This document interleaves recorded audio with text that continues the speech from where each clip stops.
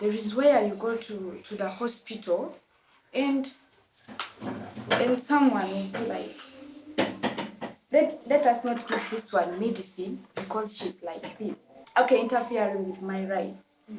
So if you deny me medicine because of how I look or how I am, that's taking away my human rights. Right to equality.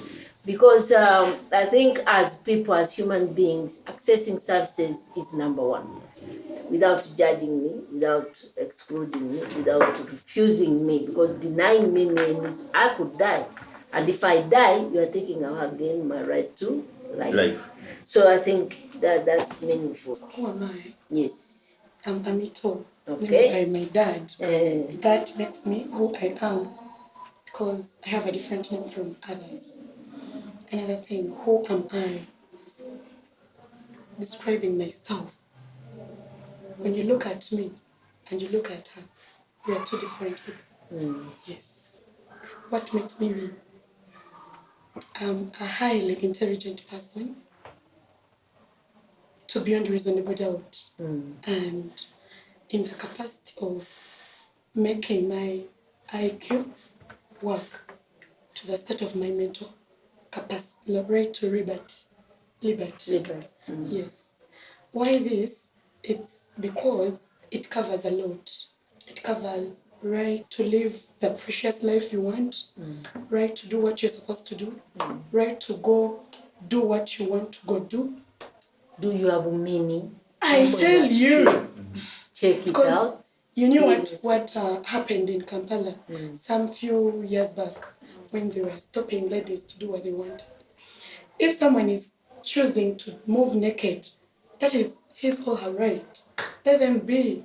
Just don't look. Within their rights. Yeah, it is within their life. We'll see. Is it okay? It may not be okay. So it's affecting me. How? You're right. How? Pardon. Wearing miniskirts and I like as a man, seeing you wearing miniskirts and it catches me and I'm like, I have to read this Control one. your horn, please. So it has to be like the right has to take like both of us. It has to be your right whereby it favors me. It might be your right, but can I defend myself by that? Because it might violate me as well. Can I defend myself by Yes. that? If you do a miniskirt and you're moving on a street, I, as a psychiatric personnel, I'll definitely learn two things.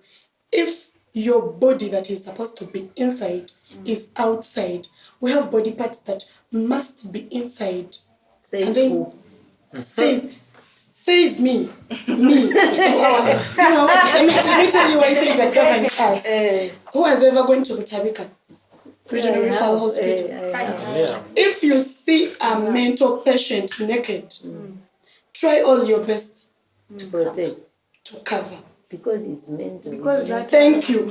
Now we are going back to our question. If someone is making something that even a little kid knows that is supposed to be inside, let's start moving, my boobs are outside. Yes. Everyone will learn to be like she's mentally unstable. Judgment. We are looking in places where we can do that. Okay. Let's discuss this. What do you think, guys? What do you think about that? I think it's dress code or something. Dress code. Yeah. Not really. It is not dress code because you find various places with various dress codes. Yeah. I'm giving examples. You go to the beach, you won't find someone putting on a gomas. Is it? You go to the church, beach. Yes. You go to church. Will you find someone putting on a bikini? Unless IQ is not what? Working. Okay. Rights are very, very, very, very broad. You see how we are discussing this? Yeah. Now, I'll come to your a right to liberty, a right to express yourself, a right to love yourself, a right to all this we have seen. Like, and the way you explained, that's fine.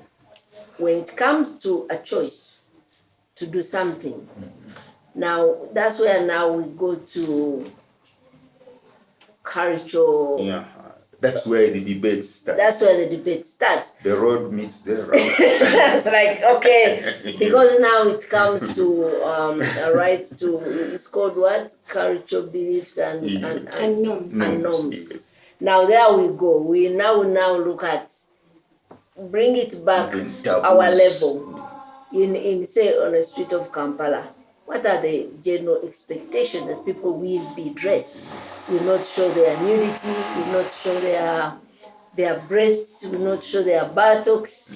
So though they are not saying they are going to call you mad, it could be a choice, a genuine choice. It could be a demonstration of some sort. It could be, so I think, but in a sense of people have a right to their norms, to their culture. That's why you brought in, like, when you go to church, there is a norm in church that they will expect you to cover up. When you go to Muslim mosques, they will have a norm that a woman will have a veil. That's their norm. So we respect these norms as part of our harmonious. It is free choice whereby you say, but if I choose not to, on a public space, in a public street, I think the people responsible for me would be the police to say, hello, stop, what is the problem? It is not the community to throw or run after me, because they have no right to do that. But what can have right now, we go to the legal system. So as people who keep law and order, they will see a diversion and they will say, what is going on? And they can stop me and say, are you okay? It's the same thing that you mentioned of Butabika. The norm at Butabika is that patients need to be protected and guarded in a way, because they are not in their true state of mind. So when you see someone behaving out of the norm, you will have that responsibility to say, what's wrong? What's wrong with this person? And I'll give you an example. So I went and I stopped an elderly person making tea for herself, because the norm was we make tea for them. But this woman had been in that care home for a long time, and she had her way, they knew. So she came and I said, and she was like, yo, what? I like my tea. Who are you? Yeah? That was her right. I had no right to stop her. But in the conduct of the hospital, I had a right to. But now it became her word against mine. She's saying, you pulled me. I'm saying, I didn't pull you. So who is going to prove that I pulled? Or you see how this. So I think my first step would have been either to ask a person who on hire whether it is okay for that lady to make her tea. And that I wouldn't have landed in big trouble. If I find a lady walking naked and I slap her, because I think, I slapped her because she was violating rights of others, then she will ask me, who told you I was violating someone's right? So we follow. So I can say, let me talk to her. I take responsibility, I talk to her, and then I hear her side of the story. And when we come to what Tanya said about provoking is no defense, because I have not said I'm intended to provoke you. It's up to you. Guard your eyes. Don't look. So if you see me like that and you feel like if I'm mesmerized, don't look. Just turn your eyes this way. And so if you don't judge,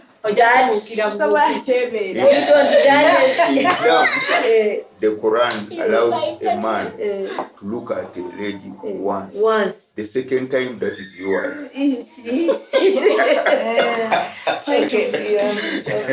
So for me on that, I think it goes back to what you see in me. It doesn't necessarily mean that what I have to do what you want. Thank you. And when we go to the culture, Uganda's, we don't have any single culture. We don't have any single religion. So you may think that if you are in Uganda, I have to, because I'm at my 70 years, I have to walk in the Gomesi. But in actual sense, even if I'm in Uganda, I don't believe in Uganda culture. And the constitution doesn't force me to believe in it. But again, It's a choice. Again, if I say like, Tanya, the way you look doesn't amaze me. That is my problem. I will not change the way you look. If I don't want to see you, then either let me shift or let me not look at you. Exactly. So for me, as Stone, I will always do what I know it doesn't break the law. As long as I'm not breaking the law, when my pants is swinging, I will swing them. So for you, if you are a Christian, a staunch Christian, kindly don't look at me. If you are the landlord, kindly tell me I have given you this period, leave my house. I will leave your house. But you will not impose what you think is good on me. Because what you think is good is not good on me. Thank